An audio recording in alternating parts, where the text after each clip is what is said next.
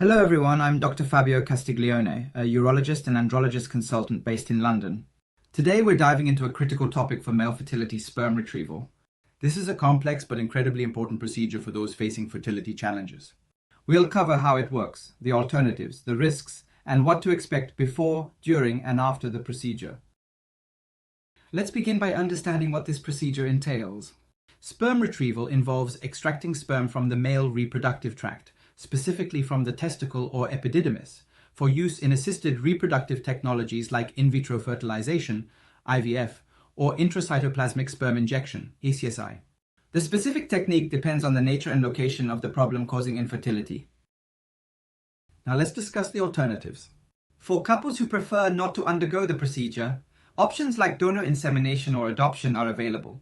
However, for those who wish to use their own sperm, sperm retrieval offers an effective solution. So what happens on the day of the procedure? First, you'll meet your urologist, who will review your medical history and any medications you're taking. The procedure will be discussed again to ensure informed consent. An anesthesiologist will also be present to go over anesthesia options, which can range from local to general, depending on the type of retrieval required.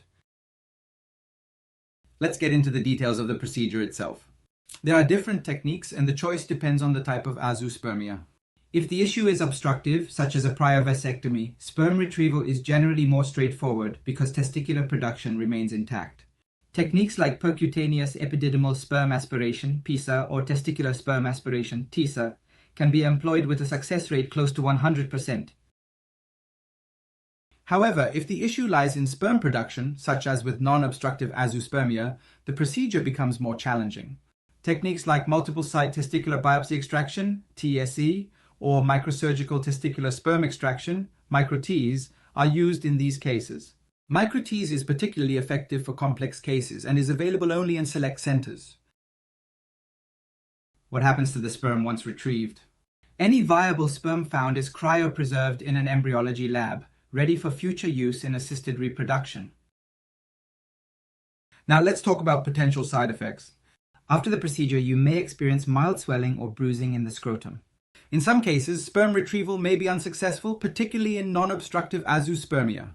Rare complications include infections or bleeding requiring surgical intervention, testicular atrophy, or chronic pain. When you're back home, following post-procedure guidelines is crucial. You might experience some discomfort for a few days, which can be managed with pain relievers like paracetamol or ibuprofen. Wearing a scrotal support can help ease discomfort, and applying ice packs can reduce swelling and pain. Avoid sexual activity and heavy physical exertion for at least a week to allow proper healing. In conclusion, sperm retrieval is a procedure that requires preparation, but it can be a life-changing option for many couples hoping to start a family. If you have any questions or would like to learn more, leave a comment below. I'm Dr. Fabio Castiglione, and I'll see you in the next video on Ask Fabio.